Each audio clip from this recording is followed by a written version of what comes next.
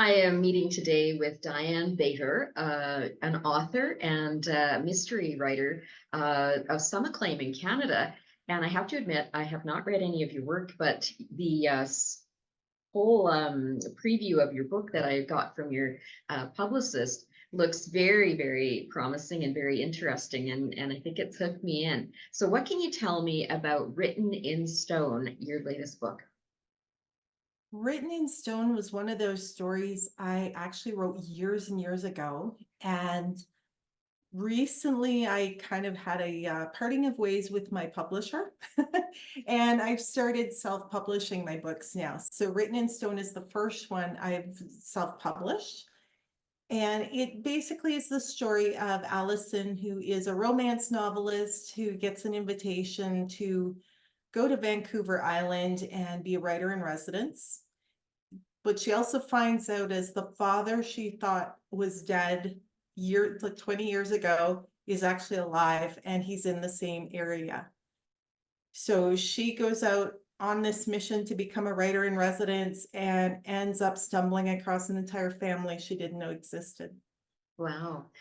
So I understand that this is the first in a series that you're going to be writing about this. Do you already sort of have it fleshed out and decided how many books there are going to be in the series, or is it sort of? Yeah. I think for this one, there's going to be 3 books. That's tentative, but I always say that, and then all of a sudden there's 5 or 6. So I have a couple other series that have ended up with 5 or 6 books. So tentatively, I have 3 books that I've sort of planned. I kind of know what's going to happen. I haven't laid everything out yet, but I have a pretty strong idea. So at the time that you came up with the theme of the book, what was your inspiration? I think part of it was I'm a lot like Allison in a few ways, like being a mystery writer, trying to get your name out there, wanting to, be one of those people who can stay home and write a full time and all of that. And that kind of got me started. And I can't remember how it came up, but having her father that he was still finding out he was still alive and then having to find him and figure out that sort of thing, just it all just kind of grows from starting to write. Like I'm not one of those people who plots every little detail out. I just start to write and all of a sudden the story comes out. Excellent. Well, that's sort of how I write as well. I have a central idea and then I just sort of flesh it out. Those are my only questions for you, Diane. Are you going on a book tour at all with this book? I wish I could.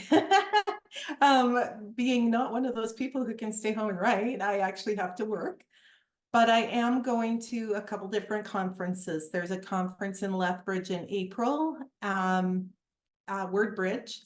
And then there's also When Words Collide in Calgary that's coming up. And I'm signed up for that as soon as, well, before it even ended last year. So the other place I may go, I'm not sure yet, is Wine Country Writers Festival in Penticton, which I went for the first time last year, and it was a lot of fun. Okay, well, excellent. Well, look forward to seeing the other books in the series to come. And thank you very much for your time today, Diane. I appreciate it. Absolutely. Thank you. You're welcome.